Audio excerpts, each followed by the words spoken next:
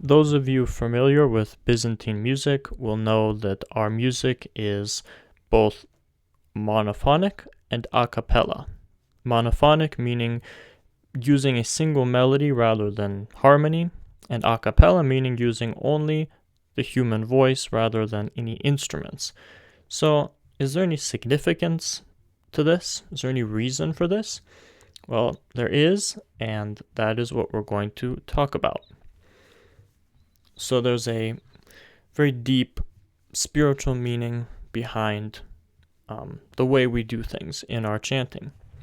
And in order to better understand this, we have to understand what it means to engage the senses in a spiritual versus a worldly or secular way.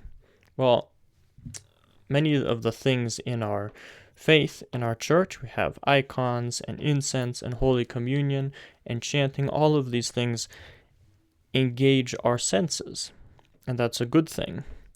But we are not engaging our senses in a worldly or secular way. We are engaging the senses in a spiritual way, and there's a difference. So, monophonic music, as I have said, uses a single melody rather than harmony.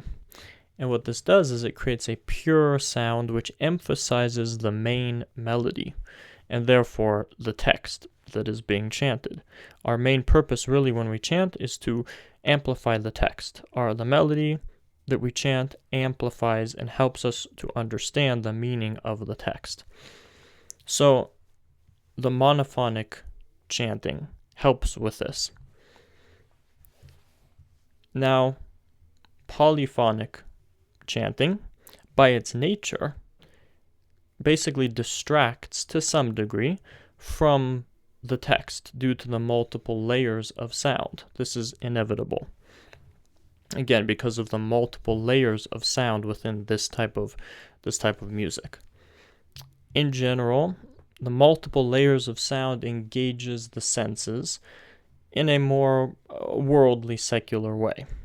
There's not much spiritual about this, in the sense that the purpose of this polyphonic sort of sound generally excites the senses in a more worldly way. Now, I do want to mention the ison. In our chanting, we do have something called the ison, and it's very different from it's not polyphonic. And before we get into that, I just want to say, if you're interested in learning Byzantine chant the traditional way, and you want to work with me one-on-one, you can click the link in the description to schedule a free lesson online. I work with people who have busy schedules, work, school, whatever, and they might not have time for an intensive sort of period of study, right? They might not do well with excessive structure and deadlines and demands and stuff like that. So I'm flexible. I work with students on an individual basis based on their personal needs and their schedule and their goals. So I'm very flexible. If this is something that interests you, you can click the link in the description, schedule a free lesson, you can give it a try. But anyway, what is the ison? It's different from harmony. When we have the ison, when we chant, we are not trying to harmonize with the melody, but rather we're trying to provide a base for the melody. It's just a bass note. And what it does is it amplifies the main melody, which helps us, again, to understand the text. So it's just a base for the main melody. In fact, we are going to use the bass note of whatever we're chanting as the ison note. In other words, if we're chanting in first mode, the bass note of first mode is going to be pa, and therefore the ison is going to be held on pa. If we are in plagal fourth mode, the bass note is going to be ni, therefore our ison note is going to be ni. So as you see, we're just amplifying the main melody rather than creating any sort of harmony. And again, this places emphasis on the melody which in turn places emphasis, when done correctly, on the text that is being chanted. Now, in our parishes, we have both polyphonic music, right? And we also have the use of instruments, basically the organ. And I also want to talk about that. And again, like I said, our music is a cappella, meaning without the use of instruments, although we do see the use of an organ in many of our parishes. And many people will use the example of basically the Old Testament, where they used instruments, and they reference the use of instruments in the worship. And to that, I want to quote St. John Chrysostom. And he says, "In olden times they were thus led by these instruments." He's referring to the people of the Old Testament, "because of the dullness of their understanding and their recent deliverance from idols. Just as God allowed animal sacrifices, so also he let them have these instruments, condescending to help their weakness."